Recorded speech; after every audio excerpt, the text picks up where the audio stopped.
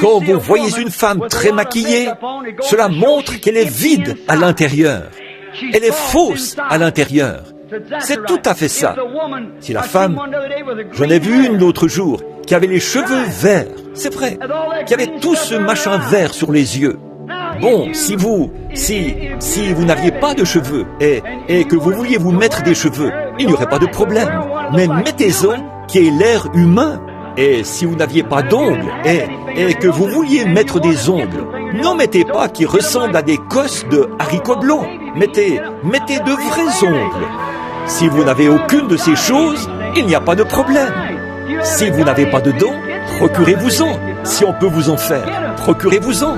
Mais n'arrachez pas les dents que Dieu vous a données juste parce qu'elles sont un peu de travers, alors qu'elles sont bonnes, pour vous en procurer d'autres.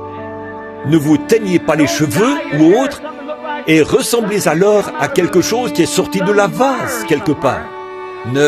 Si vous n'avez pas de couleur et que vous voulez paraître en avoir, il n'y a pas de problème, j'imagine. Mais ne cherchez pas à ressembler à Jézabel ou à une grange quelque part, en train d'être peinte en rouge. Et vous, frères pentecôtistes, qui laissez ces femmes se couper les cheveux, alors que la Bible dit que c'est sa gloire. Ce n'est même pas convenable qu'elle prie avec des cheveux comme ça. Et pourtant, vous la laissez monter à la chaire, prêcher l'évangile, chanter dans la chorale, enseigner à l'école du dimanche.